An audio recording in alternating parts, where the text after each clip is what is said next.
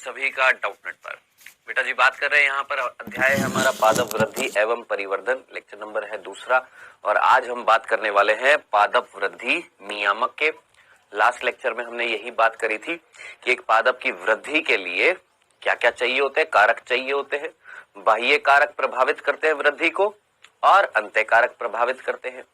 बाह्य कारक आप अच्छे तरीके से जानते हैं, प्रकाश हो गया, तापमान हो गया, जल हो गया, ऑक्सीजन हो गया, कार्बन डाइऑक्साइड हो गया, लवण हो गए हैं, पोषक पदार्थ हो गए, ये है बाह्य कारक। आंतरिक कारक कौन से होते हैं बेटा जी? आपके हार्मोन्स होते हैं और जीन्स होते हैं। ठीक है, इस चैप्टर में जो मेन चीज जो दे रखी है वो दे रखे अंतः कारक, जिनको हमने बोला है हार्मोन्स, जिनको हमने बोला है पादप वृद्धि नियामक। ठीक है, तो ये आज हम 5 हार्मोन पढ़ेंगे और लास्ट में आएगा क्या? क्विज। आइए बेटा, याद करिए पिछले लेक्चर में मैंने आपको बताया था कि पादप वृद्धि नियामक जो होते हैं 2 प्रकार के होते हैं। एक वो जो पादप की वृद्धि को प्रेरित करते हैं और एक वो जो पादप की वृद्धि को संदमित करते हैं, इनहिबिट करते हैं। एक पादप की वृद्धि को बढ़ाते हैं, एक पादप की वृद्धि को कम करते हैं। ठीक है, सबसे पहले हम जो पढ़ने वाले हैं वो कौन सा पढ़ने वाले हैं? पादप वृद्धि उत्प्रेरक या प्रेरक। 3 थे, कौन कौन से? ऑक्सिन, जिबरेलिन और साइटोकाइनिन। 3 ये पढ़ेंगे सबसे पहले। फिर संदमक पढ़ेंगे, कौन? एब्सिसिक अम्ल और एथाइलिन। 5 पढ़ने वाले हैं। सबसे पहले हम पढ़ेंगे क्या? ऑक्सिन। फर्स्ट क्या पढ़ने वाले हैं? ऑक्सिन। ठीक है जी, अब ध्यान से सुनिएगा। ऑक्सिन जो है, इसकी खोज होने से पहले वैज्ञानिक आप जानते हैं डार्विन, इन्होंने देखा कि भैया तने का जो शीर्ष जो है ना, तने का शीर्ष वो प्रकाश की तरफ मुड़ रहा है। इन्होंने देखा, ये 10वीं कक्षा में आ चुकी है ये चीज। हाँ, तने का जो शीर्ष जो है वो प्रकाश की ओर मुड़ रहा है। आखिर ये किस कारण हो गया? ये जो प्रकाश की तरफ ये जो गति जो हो रही थी, मुड़ जो रहा था, ये किसके कारण हो गया? बाद में पता लगा किसने? इस वैज्ञानिक ने खोजा। कौन? FW went.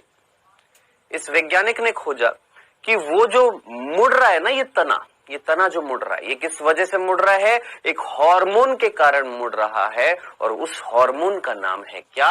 ऑक्सिन। तो डार्विन ने नहीं खोजा, W वेंट ने खोजा। किसको? ऑक्सिन को। डार्विन ने तो केवल ये देखा, चार्ल्स डार्विन ने, कि कहीं ना कहीं तने का जो मैं बोलूंगा शीर्ष भाग है वो गति कर रहा था, मूवमेंट कर रहा है। ठीक है, किधर की तरफ? जहां प्रकाश आ रहा है। आपने देखा होगा सूरजमुखी का पुष्प नहीं होता, किधर की तरफ मुड़ जाता है? जहां प्रकाश आ रहा है। अब बात आ रही है, ये चीज किसने पता लगाई कि भैया ये मुड़ क्यों रहा है? किसने पता लगाई? W वेंट ने। अब क्या पता लगाया उन्होंने? हालांकि अगर हम देखें तो ये जो ऑक्सिन जो है ये हमारे अंदर भी होता है। आप बोलेंगे सर हमारे अंदर सबसे पहले हमारे मूत्र में खोजा गया था। याद रखना, ये ऑक्सिन जो होता है, ध्यान से सुनना, ये ऑक्सिन जो होता है हमारे मूत्र में कैसे आ गया? सोचिए, हम पादप खाते हैं। हाँ सर खाते हैं। पादप का अगर भाग खाएंगे, पादप का शीर्ष भाग खाएंगे, हमने बोला शीर्ष भाग में ऑक्सिन होता है जो गति कराता है। अगर हम इस पादप को खाते, मान लो पालक खा ली, पालक का शीर्ष भाग हमारे अंदर आ गया, हमारे अंदर क्या आ गया? ऑक्सिन नहीं आया। और ऑक्सिन का हमारे अंदर कोई कार्य नहीं है, तो उत्सर्जन के द्वारा नहीं निकल जाएगा। तो याद रखना, सबसे पहले ऑक्सिन जो खोजा गया था ना, वो मानव मूत्र में खोजा गया था। लेकिन FW वेंट ने इस ऑक्सिन की जब पादपों में खोज करी तो ये बताया कि भैया ये जो शीर्ष की जो गति हो रही है किसके कारण हो रही है? ऑक्सिन के कारण होती है। याद रखिएगा, भूल मत जाइएगा। ऑक्सिन जो होता है शीर्ष भाग में गति कराता है, साथ साथ जो शीर्ष भाग होता है वहां पर वृद्धि कराता है। शीर्ष भाग की क्या कराता है?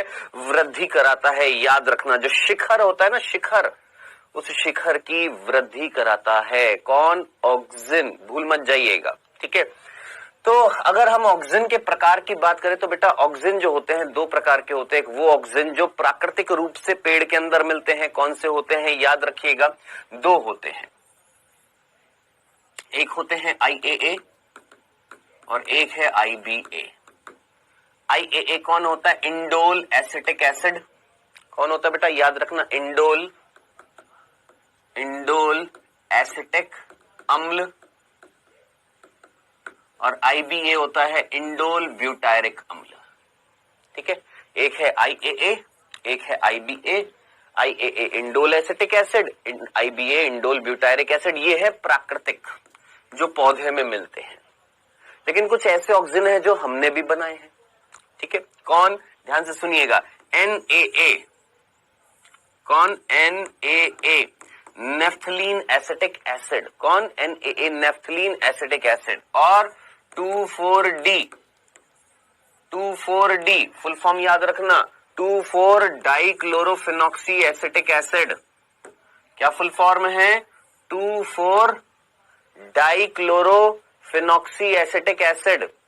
ये दो याद रखना, ये दो क्या हैं, कृत्रिम ऑक्सीजन है, कृत्रिम, जो मानव ने बनाए हैं। ये दो प्राकृतिक, ये दो कृत्रिम, भूल मत जाइएगा, याद रखना, याद रखना, ठीक है। तो ऑक्सीजन क्या था, जो शिखर पर मिल रहा है, क्या करा रहा है, शिखर वाले भाग की ग्रोथ करा रहा है, जो शिखर, तने का शीर्ष हो गया या मूल का शीर्ष हो गया, ठीक है, उसकी वृद्धि करा रहा है, ठीक है। तने का जो शीर्ष भाग है, तने का जो शीर्ष भाग है, उसको प्रकाश की तरफ गति करवाता है, कौन, ऑक्सीजन। दो प्रकार के होते हैं, प्राकृतिक और कृत्रिम। प्राकृतिक के दो उदाहरण, कृत्रिम के दो उदाहरण, डन। इतनी सी बात समझ में आ गई। कार्य की अगर मैं बात करूं, फंक्शन की अगर मैं बात करूं, तो बहुत सारे फंक्शन है, ठीक है। सबसे पहला, ऑक्सीजन का उपयोग किया जाता है खेती में। जरा सोचिए, लंबे लंबे अगर पेड़ उत्पन्न करने हैं, तना लंबा करना है, तो क्या चाहिए सर, ऑक्सीजन चाहिए, बिल्कुल चाहिए, ठीक है। जरा सोचिए, क्या ये आपने एक तना लिया, उस तने को काट दिया, सोचिए, ये आपने तना लिया, ठीक है, आपने इस तने को काट दिया, काट दिया, इतना सा भाग काट दिया। अब ये जो कटा हुआ भाग है, इस पर आपने ऑक्सीजन का स्प्रे कराया, तो क्या होएगा, इस कटे हुए भाग से नीचे की तरफ क्या आ जाएंगी, मूल आ जाएंगी। तो जरा सोचिए, तने की कटिंग करी, अब ये जो कलम जो आई है, इस पर स्प्रे करने से रूटिंग का मतलब क्या होता है, रूट्स आ जाती है, यानी क्या आ जाती है, मूल आ जाती है, याद रखना, ठीक है। तो कटे हुए तने से मूल उत्पन्न करने के लिए ऑक्सीजन का इस्तेमाल किया जाता है। बेटा ऑक्सीजन जो होता है अनानास में, याद रखना, किसमें, अनानास में पुष्पन को प्रेरित करता है, पुष्प उत्पन्न करता है, किसमें, अनानास में, ठीक है। ये जो होता है, ये एक पेड़ के अंदर जो पुष्प होते हैं, जो पत्तियां होती है, उनको गिरने से बचाता है, ठीक है। जो पत्तियां होती है, फल होते हैं, उनको शुरुआती अवस्था में गिरने से बचाता है, कि कहीं ना कहीं स्ट्रेंथ देता है, कि जो नई नई पत्ती बनी है या नया नया फल जो बना है, कहीं वो गिर ना जाए, तो उसको स्ट्रेंथ देता है, ठीक है जी। कितने कार्य हो चुके, 4। नेक्स्ट, ध्यान से सुनिएगा, देखिए, मान लो मैं एक पेड़ हूं, ठीक है, मेरे यहां पर एक कलिका है और पार्श्व में कलिका। जरा सोचिए, ये मेरा कौन सा भाग है, शीर्ष, और ये वाला कौन सा भाग है, पार्श्व, ठीक है। तो बेटा जी, एक होती है कक्षस्थ कलिका और एक होती है अग्रस्थ कलिका, ठीक है। अब ये जो मैं पेड़ हूं, ध्यान से सुनो, इसको इस तरीके से समझो, देखो ऐसे ही बता देता हूं, ये पेड़ है ना, इसके यहां पर जो कलिकाएं हैं, उनको हम बोल रहे हैं कक्षस्थ कलिका, ठीक है। और इसके अग्र भाग पर जो कलिका है, उसको हम बोल रहे हैं अग्रस्थ कलिका। अब ये क्या करता है, ऑक्सीजन क्या करता है, जरा सोचिए, इसको चौड़ाई बढ़वानी है कि लंबाई बढ़वानी है, लंबाई बढ़वानी है, तो कौन सी कलिका को प्रेरित करेगा ऑक्सीजन वृद्धि करने के लिए, दिमाग लगाएं, सोचिए, कौन सी कलिका को करेगा, सोचो, अग्रस्थ कलिका को कि कक्षस्थ कलिका को, ऑब्वियस सी बात है, अग्रस्थ कलिका को, है ना। अग्रस्थ कलिका को प्रेरित करेगा वृद्धि करने के लिए, तो अग्रस्थ कलिका क्या होगी, वृद्धि करेगी, और ये वृद्धि करेगी तो तना लंबाई में बढ़ेगा कि नहीं बढ़ेगा, बढ़ेगा ना। तो याद रखना, ये अग्रस्थ कलिका को प्रेरित करता है और कक्षस्थ कलिका को वृद्धि करने से रोकता है। तो क्या मैं ये नहीं बोल सकता, ऑक्सीजन जो है ये लंबाई बढ़ाता है, चौड़ाई बढ़ाने से रोकता है, दिमाग लगाए, बोल सकते हैं, चलिए जी, ठीक है। तो अब जरा सोचिए, यहां पर वर्ड लिखा हुआ है शिखाग्र प्रधानता, एपिकल डोमिनेंसी। एपिकल वर्ड का मतलब क्या है, शिखर, और डोमिनेंसी का मतलब प्रभाविता। सोचिए, कौन सी प्रभाविता दर्शा रहा है, कौन से भाग में वृद्धि करवा रहा है, शिखर के पार्श्व, शिखर भाग में, समझ में आया। तो अब आई होप ये सारे फंक्शन समझ में आ गए होंगे, किसके, ऑक्सीजन के। अब मैं छोटी सी बात पूछता हूं आपसे, केरला में ज्यादातर केरला में, वेस्ट बंगाल में, यहाँ पर चाय के बागान होते हैं, चाय के पेड़ के बागान होते हैं। ठीक है, एक चाय का पेड़ है, जरा सुनिएगा, एक चाय का पेड़ है ना। चाय का जो पेड़ जो होता है उसमें ये जो आप चाय जो बनाते हो उसमें क्या डालते हो सर? चाय पत्ती डालते हैं। कभी सोचा चाय पत्ती का मतलब? चाय के पेड़ की जो पत्तियां होती हैं उनको सुखाकर उनको दानेदार रूप में बदल देते हैं, वो होती है चाय पत्ती। ठीक है, अब आप मुझे बताएं आप कैसा पेड़ चाहेंगे, जो लंबा हो या फैला हुआ हो? आप सीधा बोलेंगे सर हमें चाय के बागान कौन, भाई आप ऊपर से तोड़ने थोड़ा ना जाएंगे पत्तियां, आप खड़े खड़े ऐसे बागान की बात करेंगे जहां पर फैल गया, चौड़ाई में फैल गया है, ज्यादा से ज्यादा पत्तियां जो है चौड़ाई में फैल गई है ना। अब जरा सोचिए करने के लिए आप कौन सी वृद्धि कराना सोचेंगे? लंबाई बढ़ाएंगे कि चौड़ाई बढ़ाएंगे? सर जी चौड़ाई बढ़ाएंगे। अब चौड़ाई बढ़ाने के लिए आपको, ये तो लंबाई बढ़ाता है, तो इस परिस्थिति में क्या करते हैं, जो शिखर भाग होता है ना उसको काट देते हैं।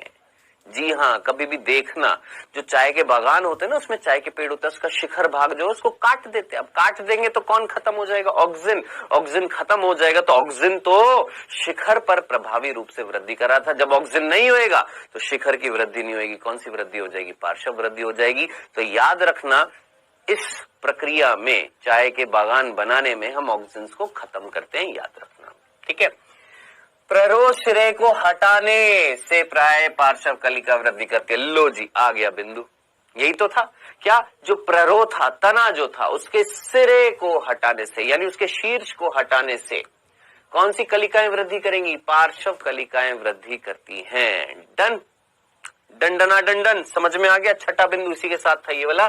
सातवां बिंदु, अनिषेक फलन को प्रेरित करता है, जैसे टमाटर में। अनिषेक फलन का मतलब ऐसे फल जिनमें बीज नहीं होते, बीज रहित फल, 12वीं कक्षा में आप पढ़ेंगे।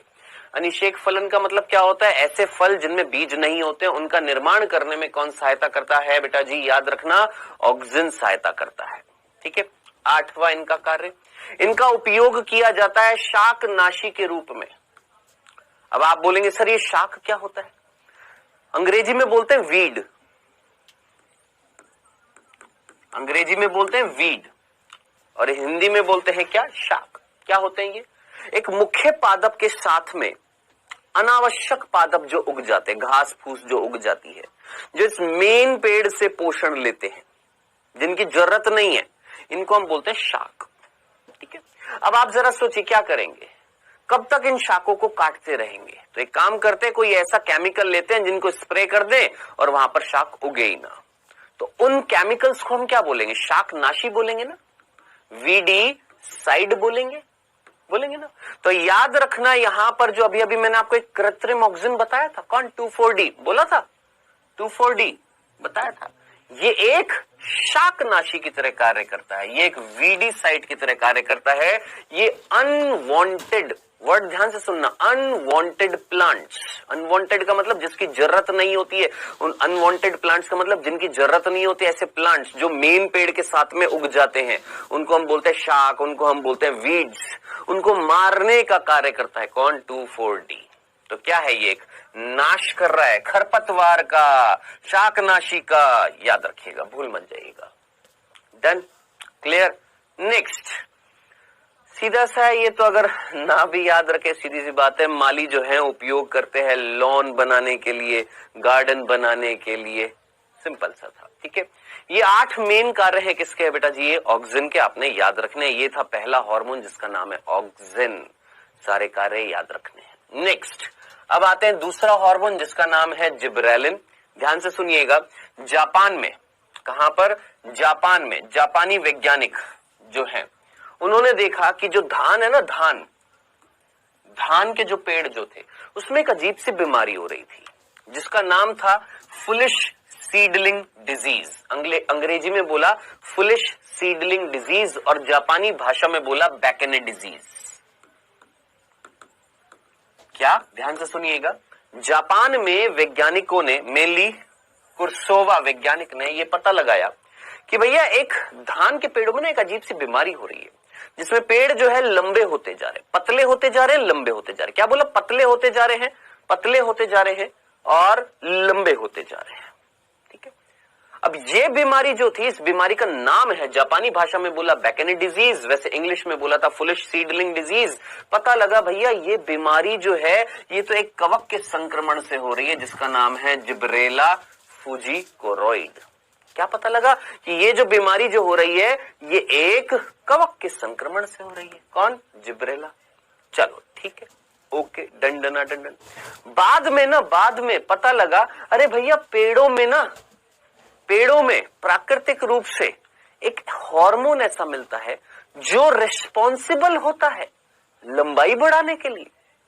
आप बोलेंगे सर अभी अभी तो आपने बताया था ऑक्सीजन बढ़ाता है, ये भी बढ़ाता है, ये भी लंबाई बढ़ाता है। ठीक है, अब ये जो लंबाई बढ़ाता है, ध्यान से सुनिएगा, लंबाई तो बढ़ाता है, पतला कर देता है और लंबाई बढ़ा देता है। कौन? जिब्रेलिन। अब आप बोलेंगे सर ये जिब्रेलिन शब्द कहां से आया था? तो ये जो चीज जो बताई गई है इसलिए बताई गई है कि जिब्रेलिन जो है बिल्कुल वैसा कर रहा था जैसा ये कवक के संक्रमण से लक्षण उत्पन्न हो रहे थे। क्या? ध्यान से देखिएगा, मैंने बोला एक पेड़ है जिसके अंदर ये हार्मोन मिलते हैं। कौन? जिब्रेलिन, जो क्या करते हैं? लंबाई बढ़ाते हैं। Done? Okay sir, done. Sir ये जिब्रेलिन शब्द आया कहां से? तो वैज्ञानिकों ने, जापानी वैज्ञानिकों ने देखा कि भैया कहीं ना कहीं कवक के संक्रमण से लंबाई बढ़ रही है पादपों की। उस कवक का नाम था जिब्रेला, इसी कवक के नाम पर वो हार्मोन जो लंबाई बढ़ा रहे हैं उनका नाम भी क्या पड़ गया? जिब्रेलिन पड़ गया। तो अब आप पूछेंगे सर फिर फर्क क्या हुआ ऑक्सीजन और जिब्रेलिन में? पूछेंगे ना, ऑक्सीजन और जिब्रेलिन में फर्क क्या हुआ? देखो मेरे भाई, आपको अगर तना याद हो तो याद करिए, हमने पुष्पीय पादपों का आकार की चैप्टर पढ़ा था। आपको याद आ रहा है यहां पर ये क्या मिलती थी? पर्व संधि। ये क्या है? पर्व संधि। और ये क्या था? पर्व था, है ना। मैंने बोला ऑक्सीजन कहां पर मिल रहा है? सर शीर्ष पर, बीच में थोड़ा ना मिल रहा है, बीच में थोड़ा ना मिल रहा है। कहां पर मिल रहा है? शीर्ष पर मिल रहा है ना। ये जिब्रेलिन जो होते हैं ये बीच में मिलते हैं, ये पर्व संधि के आधार पर या पर्व के आधार पर मिलते हैं। कौन? ये हार्मोन। कौन? जिब्रेलिन। ये भी लंबाई बढ़ाएंगे। जरा सोचिए, बीच वाला भाग जो है अगर वृद्धि करेगा तो लंबा होता जा रहा है, लंबा लंबा लंबा, और शीर्ष वाला भाग भी लंबा हो रहा है। शीर्ष वाले भाग की लंबाई कौन बढ़ा रहा है? ऑक्सीजन। और बीच वाले ये पर्व संधि और पर्व की लंबाई कौन बढ़ाता है? जिब्रेलिन बढ़ाता है। दोनों ही लंबाई बढ़ाते हैं, लेकिन एक शीर्ष में मिल रहा है और एक बीच में यहां पर पर्व संधि और पर्व के आधार पर मिल रहा है। ठीक है, लंबाई दोनों बढ़ा रहे हैं। जिब्रेलिन शब्द किस वजह से आया? इस कवक के कारण आया, क्योंकि इस कवक के संक्रमण से जो धान के पेड़ों में लंबाई बढ़ रही थी, इस वजह से यहां से नाम आ गया है। ठीक है, अब ये जिब्रेलिन जो होते हैं ये एक अम्ल के रूप में मिलते हैं जिनको हम बोलते हैं जिब्रेलिक अम्ल। जिब्रेलिन एक्चुअली जो हार्मोन है ना वो अम्लीय होते हैं, अम्लीय होते हैं, जिनको हम क्या बोलते हैं? जिब्रेलिक एसिड, जिब्रेलिक अम्ल, शॉर्ट में बोलते हैं जीए। शॉर्ट में क्या बोलते हैं? जीए, जिब्रेलिक एसिड, जिब्रेलिक अम्ल।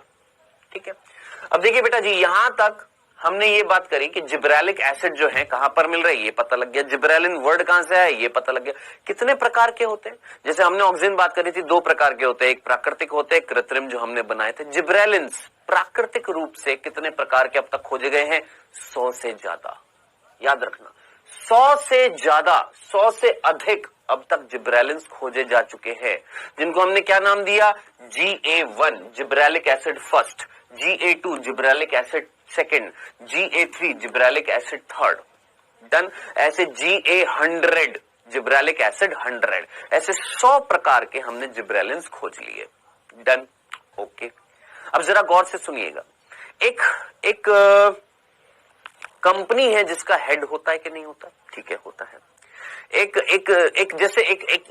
हम बोलेंगे जैसे बीजेपी एक पार्टी है, उसका कोई मेन नेता है, हेड है? हाँ है।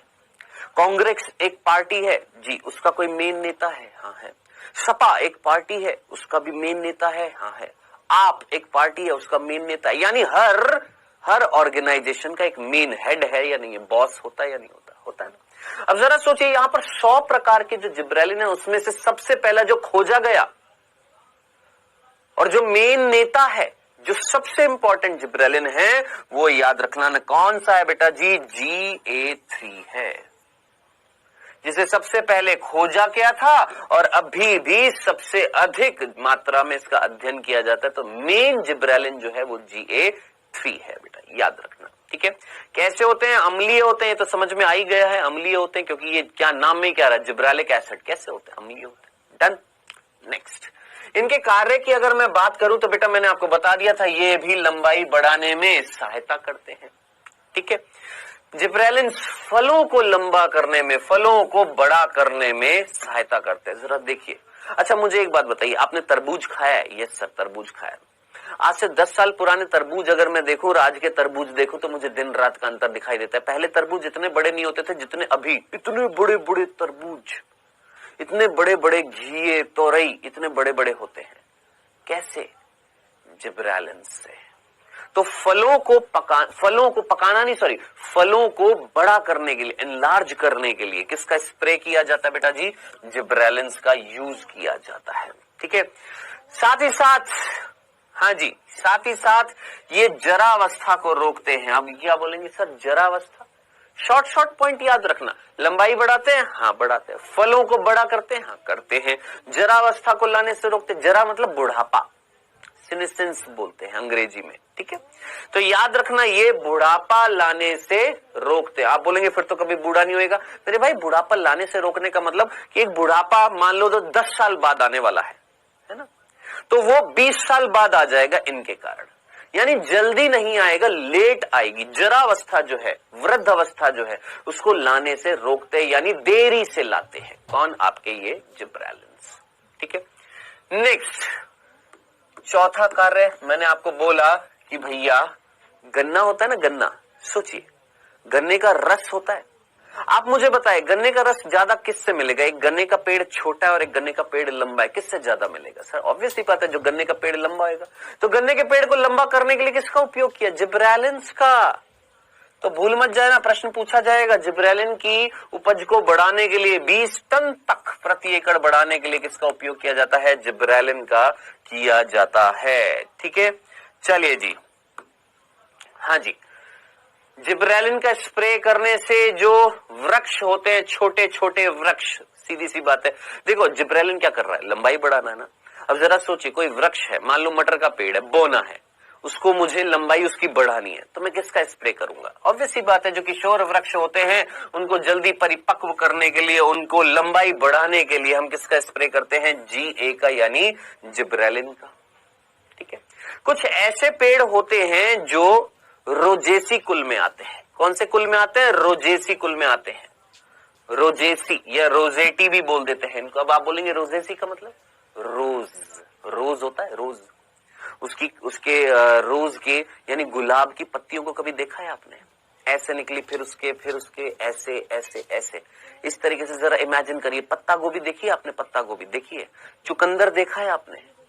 चुकंदर, पत्ता गोभी, ये सारे इनके फलों को एक बार देखना। अरे भैया सीधा सीधा पत्ता गोभी को देखना, उसका एक पत्ती, फिर उसके पीछे, फिर उसके पीछे, फिर ऐसे ऐसे, ये जो पैटर्न जो होता है ना, इस तरीके से पत्तियों का मिलना, इसको बोलते हैं रोजेसी पैटर्न, इसको बोलते हैं रोजेटी स्वभाव। ठीक है, तो ऐसे पादप जो रोज के जैसे होते हैं, चुकंदर हो गया, पत्ता गोभी हो गया, ऐसे बोने पादपों को, ध्यान से सुनना, ऐसे बोने पादपों को लंबा करने के लिए अगर जिब्रेलिन का उपयोग किया जाता है, नीट का प्रश्न है, इसको बोला जाता है बोल्टिंग प्रभाव। भूल मत जाना, इसको हम क्या बोलते हैं? बोल्टिंग। बोल्टिंग इंपॉर्टेंट है, याद रखना। जिनको नहीं समझ में आया ध्यान से सुनो, ध्यान से देखिए।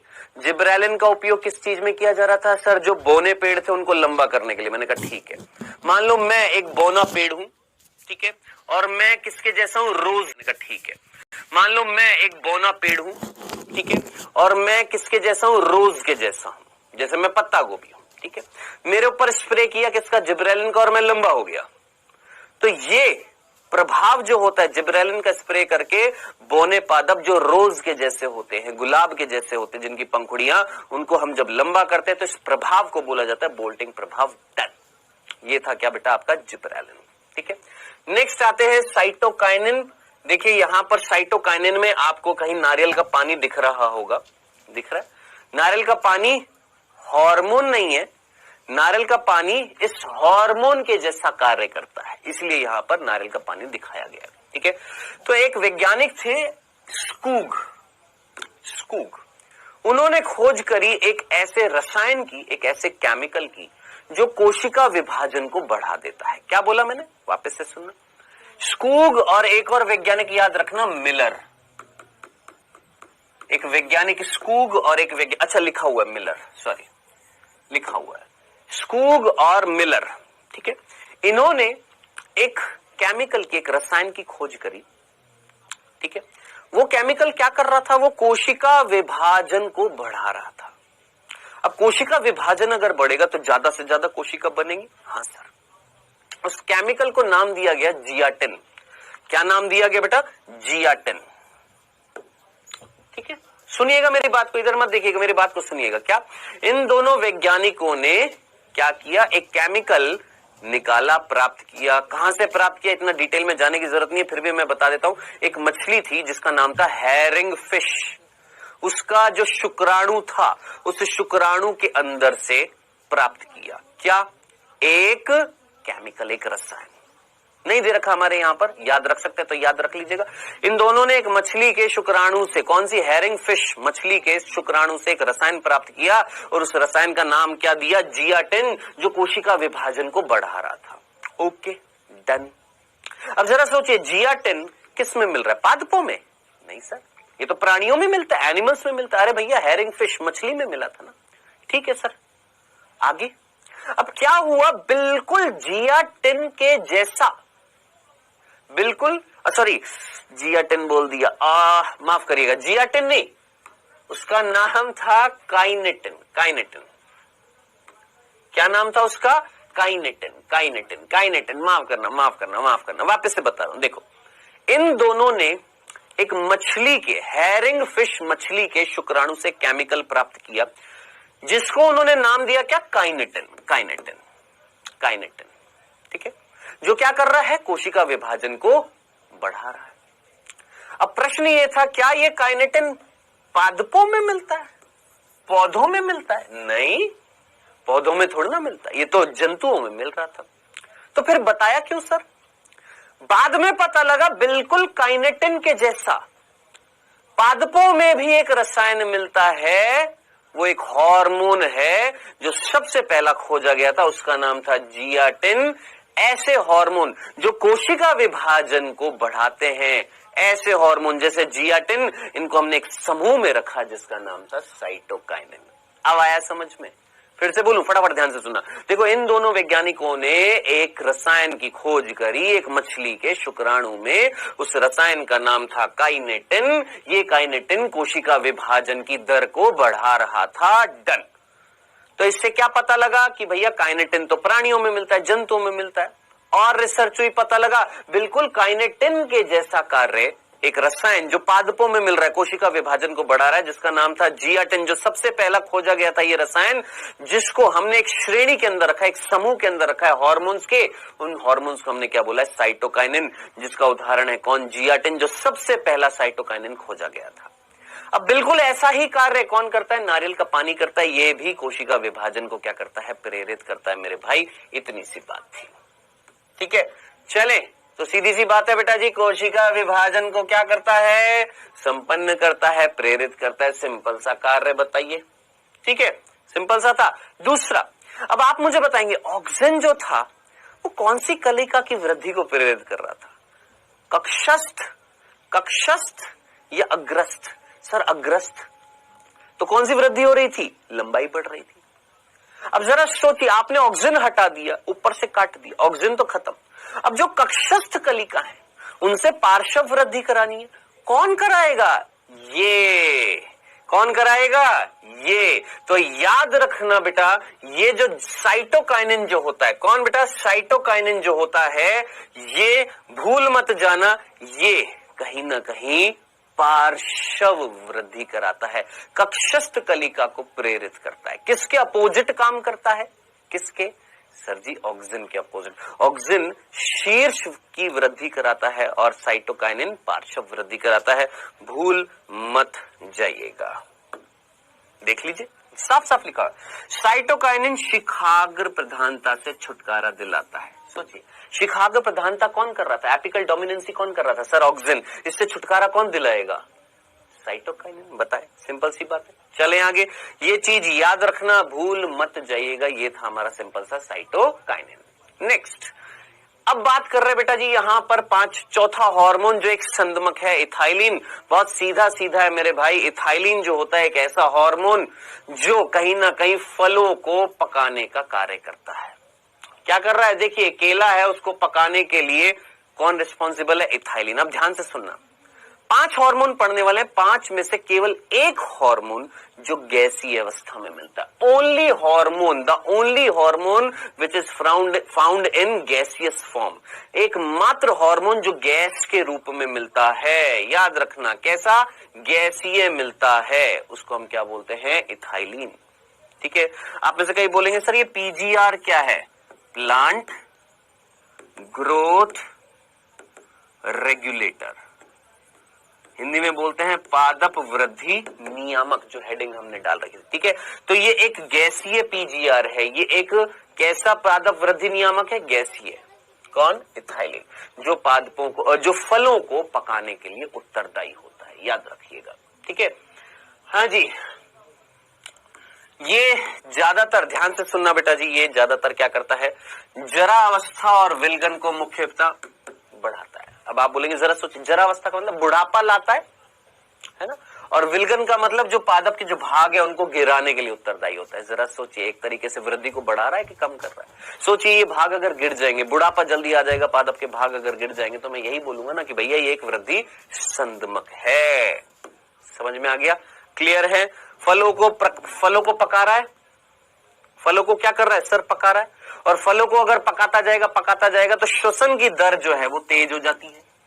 भाई जरा सोचो, जल्दी से फल को पकाना है तो ऊर्जा चाहिए, और ऊर्जा के लिए क्या करना पड़ेगा, श्वसन। तो जरा सोचिए, जल्दी जल्दी फलों को पकाने के लिए जल्दी जल्दी श्वसन करना पड़ेगा, और जल्दी जल्दी श्वसन करना है तो जल्दी जल्दी श्वसन कराने के लिए जिम्मेदार कौन है, इथाइलिन। तो ऐसे श्वसन में वृद्धि की बढ़त को हम बोलते हैं क्लाइमेटिक श्वसन।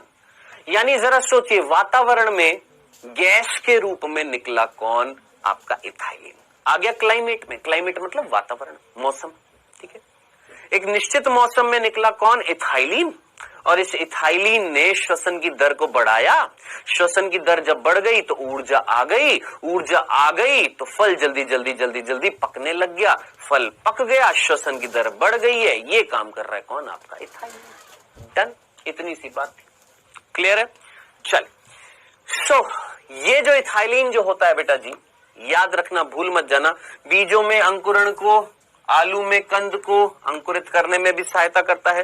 ठीक है, और यह पत्तियों तथा प्ररोह के ऊपरी भाग को पानी से, मतलब ये इतना इंपॉर्टेंट नहीं है मेरे हिसाब से। जो इंपॉर्टेंट जो चीज जो थी वो याद रखना ये वाली थी, ये वाली, कौन, इथाइलिन का फंक्शन।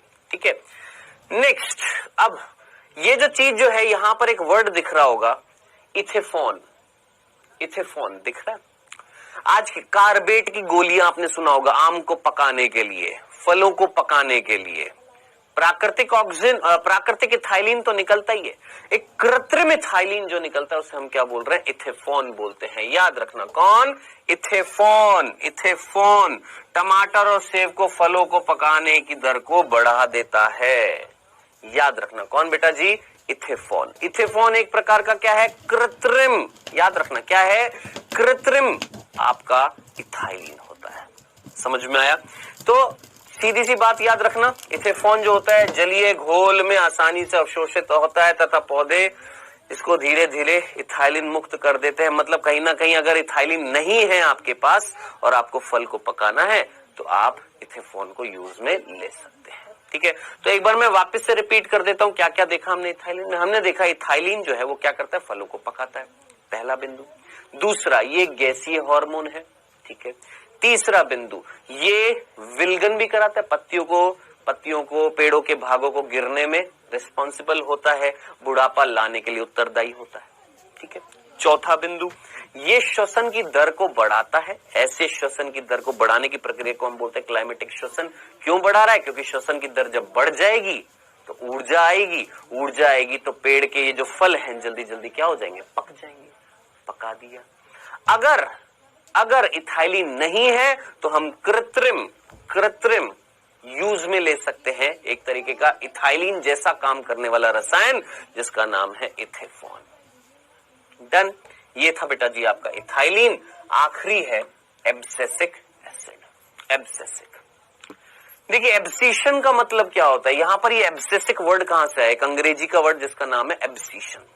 और एब्सिशन का मतलब होता है पतझड़। पतझड़ मतलब एब्सिशन का मतलब होता है एक पादप के भागों का गिर जाना। सुनिएगा, ध्यान से सुनना, क्या बोला, ये एब्सेसिक एसिड वर्ड, इसको शॉर्ट में हम ABA बोलते हैं, ABA। ये एब्सेसिक एसिड में वर्ड एब्सेसिक कहां से है, एब्सिशन से। एब्सिशन का मतलब होता है कि समय से पहले ही पादप के भाग जो है पकने से पहले ही क्या हो जाए, गिर जाए। पत्तियां भी नई नई खिल आई थी, गिर गई। फल बना था, गिर गया। पुष्प अभी अभी कलिका रूप में था, गिर गया। ये प्रक्रिया क्या कहलाती है, एब्सिशन। तो जरा सोचिए एब्सेसिक अम्ल क्या कर रहा होगा, एब्सिशन लाता है। याद रखना, क्या करता है बेटा जी, ये एब्सिशन लाता है। ये एक प्रकार का, याद रखना, भूल मत जाना, ये एक प्रकार का कैसा है, वृद्धि संदमक हार्मोन है। क्या है, वृद्धि संदमक हार्मोन है। ध्यान से सुनिएगा, 3 अलग अलग वैज्ञानिक थे, 3 अलग अलग वैज्ञानिक। मान लो एक यूपी में, एक बिहार में, एक राजस्थान में, जस्ट एक एग्जांपल है ना। यूपी वाले ने किसी पेड़ पर काम किया और पता लगाया कि भैया एक रसायन है जिसका नाम है निरोधक बी। सोचिए, मैं एक साइंटिस्ट हूं, मान लो मेरा नाम है ए साइंटिस्ट, जिसने यूपी में एक काम किया पेड़ पर और पता लगाया यूपी में जो पेड़ जो है उनमें कोई ना कोई रसायन है जिसको उसने नाम दिया निरोधक बी। बोला ये तो कहीं ना कहीं एक निरोधक की तरह कार्य कर रहा है, यानी कहीं ना कहीं वृद्धि को रोक रहा है। अब एक वैज्ञानिक बी जिसने बिहार में देखा क्या, जो पेड़ जो है उनके अंदर ना एक रसायन मिल रहा है जो वृद्धि को रोक रहा है, उसको नाम दिया बिल्गन सेकंड। ठीक है, फिर राजस्थान में एक वैज्ञानिक ने देखा कि भैया कि वहां पर पेड़ों में कोई रसायन मिल रहा है जो वृद्धि को रोक रहा है, उसको नाम दिया डोरमिन। बाद में पता लगा अरे भैया ये जो अलग अलग नाम दिए ये तो एक ही चीज है, ये जो अलग अलग नाम दिए ये एक ही चीज है, मतलब कुल मिलाकर एक ही हार्मोन है जो वृद्धि को रोक रहा है। बाद में एक कॉमन नाम दिया गया, बाद में ये तीनों रसायन का जब अध्ययन किया गया इसको एक ही नाम दिया, क्या, एब्सेसिक अम्ल, जो कुल मिलाकर क्या कर रहा है, वृद्धि को रोकता है। ठीक है, चलिए, हाँ जी, क्या ला रहा है, प्रसुप्ति लाता है। विल्गन, सोचिए अभी विल्गन बताया था, विल्गन का मतलब नहीं बताया था, क्या, गिर जाना, पादप के भागों का गिर जाना। प्रसुप्ति, अब प्रसुप्ति का मतलब क्या होता है, डोरमेंसी। डोरमेंसी, अब आप बोलेंगे सर डोरमेंसी का मतलब आपके घर में बीज हैं, दालें हैं, चना है, मूंग है, मूंग है और मोठ है, ये होते हैं दालें हैं, मतलब सिंपल चना है, चना राजमा है ना, ये क्या है सर, बीज है ना। क्या ये बीज, जरा सोचिए आपके घर में रसोई में क्या ये अंकुरित हो रहे हैं, नहीं, निष्क्रिय रूप से पड़े हुए ना, है ना। ये जो निष्क्रिय अवस्था जो होती है बीजों की, इसको हम बोलते हैं प्रसुप्ति। तो बीज की निष्क्रिय अवस्था जिसमें वो कुछ काम नहीं कर रहा, निष्क्रिय रूप से पड़ा, उसको हम बोलते हैं प्रसुप्ति। तो ये क्या करेगा, जरा सोचिए, प्रसुप्ति लाएगा कि तोड़ेगा, दिमाग लगाए। तो सीधी सी बात है बेटा जी, ये प्रसुप्ति लाने का काम करता है।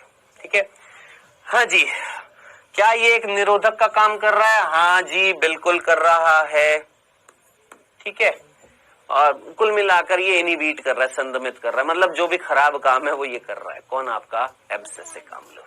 ठीक है जी, हाँ जी, बीज के अंकुरण को रोकता है, निरोध का काम कर रहा है, रंध्रों के बंद होने के लिए रिस्पॉन्सिबल है, यानी जो भी नेगेटिव चीजें होंगी वो ये करा रहा है।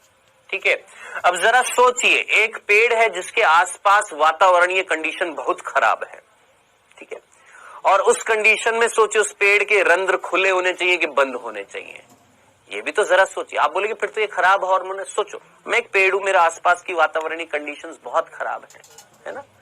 जरा सोचिए इस परिस्थिति में मेरे पत्तियों के रंध्र को मुझे खोल के रखना है कि बंद करना है, बंद करना है, दरवाजे बंद करना है। तो जरा सोचिए कौन करा रहा है, ये नहीं कराएगा। उस कंडीशन में तो ये यूजफुल हो गया, यानी बाहर कैसी कंडीशन है, बाहर कैसी कंडीशन हो गई, अगर एक पादप के आसपास कैसी होगी, नेगेटिव कंडीशन होगी, या मैं बोलूंगा स्ट्रेसफुल कंडीशन होगी। स्ट्रेस समझ में आता है ना, तनावपूर्ण कंडीशन होगी। तो क्या उस तनावपूर्ण कंडीशन से ये नहीं बचा रहा है ना, तो इस कारण इसको तनाव हार्मोन, स्ट्रेस हार्मोन कहा जाता है। याद रखना, भूल मत जाना कि ये स्ट्रेसफुल कंडीशन से बचा रहा है। कैसे? रंध्रों को बंद करके। याद रखना, ठीक है।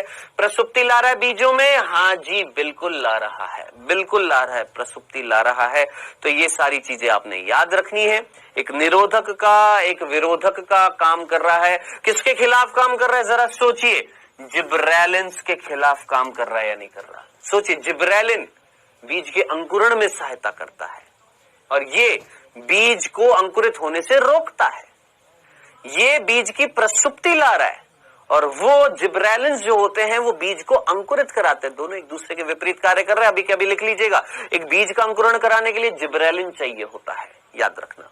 वहीं बीज को प्रसुप्ति लाने के लिए क्या चाहिए होते हैं? आपके एब्सिसिक अम्ल चाहिए होता है। याद रखना, ये थे बेटा जी हमारे 5 हार्मोन। सिंपल सिंपल से 5 हार्मोन थे। अब 2 छोटे से टॉपिक बचे, उनको खत्म करते हैं। जरा सोचिए, कहीं ना कहीं एक पेड़ में पुष्पन कराने के लिए, फ्लावरिंग कराने के लिए लाइट की और टेम्परेचर की जरूरत है। हाँ सर, मुख्य रूप से किसकी जरूरत होती है? लाइट की। कौन? प्रकाश की जरूरत है। क्या करने के लिए? पुष्पन करने के लिए। देखिएगा, पुष्पन करने के लिए प्रकाश की जरूरत है। किसकी? प्रकाश की। अब देखिए, 2 प्रकार के पेड़ होते हैं, 2 प्रकार के, या मैं बोलूंगा 3 प्रकार के पेड़ होते हैं। एक वो पेड़ जिनको दिन का समय, कौन सा? दिन का समय ज्यादा चाहिए होता है और रात्रि का समय कम चाहिए होता है। वर्ड जरा देखना, लॉन्ग डे प्लांट, इसको हमने एलडीपी बोला। जरा सोचिए इस वर्ड को। लॉन्ग डे प्लांट का मतलब एक ऐसा प्लांट जिसको पुष्पन करने के लिए, पुष्प उत्पन्न करने के लिए दिन जो है, दिन का समय लंबा चाहिए कि छोटा चाहिए? लंबा चाहिए। तो क्या ऐसे पादप को मैं ये नहीं बोल सकता शॉर्ट नाइट प्लांट? नहीं बोल सकता। एक ही तो बात है, SNP नहीं बोल सकता। दिमाग लगा रहे भैया, बहुत बेसिक सी चीज है, बच्चों वाली चीज है। एक पेड़ है जिसको पुष्प उत्पन्न करना है और उसको दिन जो है लंबा चाहिए, इट मीन्स रात उसको छोटी चाहिए।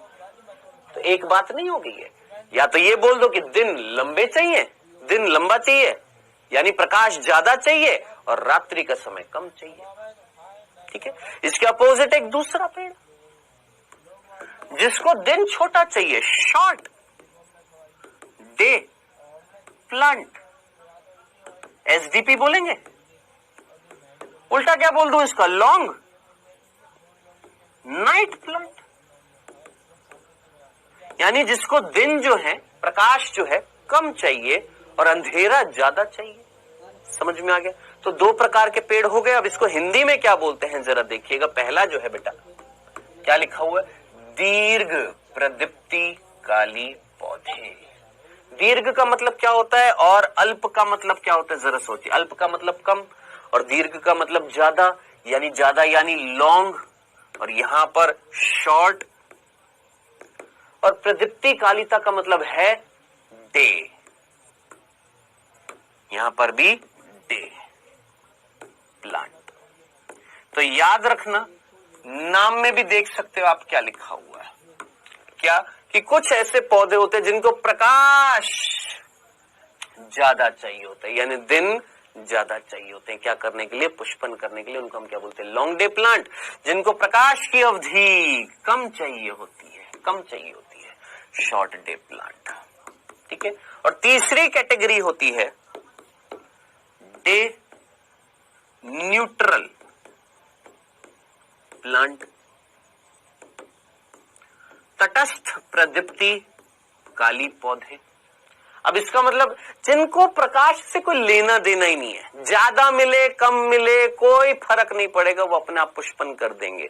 उनको हम क्या बोलते हैं? देखिए, डे न्यूट्रल। न्यूट्रल का मतलब 0, मतलब ही नहीं है डे से, प्रकाश से मतलब ही नहीं है। चाहे प्रकाश ज्यादा मिले चाहे कम मिले, लेना देना ही नहीं है। उनको हम क्या बोलते हैं? Day neutral plant. तो याद रखना, 3 प्रकार के पेड़ होते हैं, 3 प्रकार के पेड़ होते हैं जिनमें पुष्पन के लिए प्रकाश की अलग अलग काल चाहिए होते हैं। ठीक है। प्रकाश का काल अगर ज्यादा है तो LDP, प्रकाश का काल अगर कम है SDP, प्रकाश से कोई लेना देना नहीं है DNP। डन, इतनी सी बात समझ में आ गई है, याद रखना बेटा जी, ठीक है। अब कई वैज्ञानिकों ने माना कि भैया ये पुष्पन कराने के लिए उत्तरदायी कौन होता है, एक हार्मोन होता है, ऐसा माना। खोज नहीं हुई आज तक ऐसे हार्मोन की, जस्ट ये एक हाइपोथेसिस है, ऐसा सोचते हैं वैज्ञानिक कि भैया पुष्पन कराने के लिए एक्चुअली एक हार्मोन जिम्मेदार है जिसका नाम है फ्लोरिजन। क्या? फ्लोरिजन एक परिकाल्पनिक हार्मोन है जो रिस्पॉन्सिबल है किस चीज के लिए, भूल मत जाना, किसके लिए? पुष्पन के लिए, याद रखना, ठीक है। याद रखिएगा, पुष्पन करने के लिए प्रकाश पर निर्भर है और एक परिकाल्पनिक हार्मोन पर निर्भर होता है। चलिए नेक्स्ट जो टॉपिक आ रहा है वो आ रहा है वसंतीकरण। बहुत सिंपल सा है, बसंतीकरण नहीं है, वसंतीकरण। बहुत सीधे से मीनिंग से बताऊंगा। कुछ ऐसे पादप होते हैं जिनको बहुत ठंडा तापमान मिलता है तो पुष्पन होता है। जरा सोचिए यहां पर हेडिंग क्या थी, लाइट एंड टेम्परेचर। लाइट देख ली, अब टेम्परेचर की बात कर रहे थे। हमने बोला कुछ ऐसे पेड़ होते हैं जिनको पुष्प उत्पन्न करने के लिए बहुत ही ठंडा तापमान चाहिए होता है, बहुत ही कम तापमान चाहिए होता है। और कम तापमान में जब वो पुष्प उत्पन्न करते हैं तो इस प्रक्रिया को बोला जाता है वसंतीकरण। इस प्रक्रिया को क्या बोला जाता है? वसंतीकरण। अब ऐसा माना जाता है कि ये किसके कारण हो रहा है, निम्न तापमान पर पुष्पन किसके कारण हो रहा है? तो ऐसा माना जाता है एक काल्पनिक हार्मोन है जिसका नाम है वर्नेलिन। वर्नेलिन ये भी एक काल्पनिक, ये भी एक काल्पनिक, ये भी एक काल्पनिक हार्मोन है, ठीक है, जो ऐसा वैज्ञानिक मानते हैं। कुछ पेड़ों में होता है, सभी में नहीं होता। कुछ पेड़ों में ये काल्पनिक एक हार्मोन है जिसका नाम दिया वर्नेलिन, जो जिम्मेदार होता है जब ठंडा तापमान मिलता है तो ये हार्मोन पुष्प को क्या करता है? प्रेरित करता है। तो ब्रॉड तरीके से सोचो क्या कि ऐसे पेड़ जो प्रकाश के कारण पुष्प उत्पन्न करते हैं, या तो ज्यादा प्रकाश चाहिए होगा तो करेंगे, कम चाहिए होगा तो करेंगे, प्रकाश से कोई लेना देना नहीं है फिर भी कर रहे हैं, और वो जो कम तापमान में कर रहे हैं तो उस प्रक्रिया को हम क्या बोलते हैं? वसंतीकरण। डन, इतनी सी बात थी, समझ में आ गया। ये था बेटा जी आपका चैप्टर जिसका नाम था पादप वृद्धि और परिवर्धन।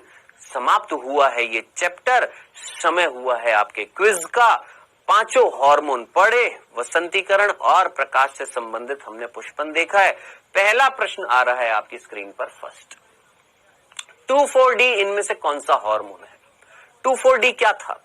ऑक्सिन था, साइटोकाइनिन था, जिब्रेलिन था, कोई नहीं था। कौन था 2,4-D? Dichlorophenoxy acetic acid. क्या था? ऑक्सिन, साइटोकाइनिन, जिब्रेलिन, या कोई नहीं?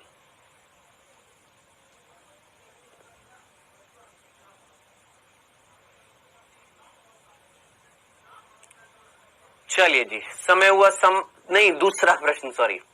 इनमें से कौन सा हार्मोन संदमक की तरह कार्य करता है? इनमें से कौन सा हार्मोन है जो एक संदमक की तरह कार्य कर रहा है, रोक रहा है वृद्धि को?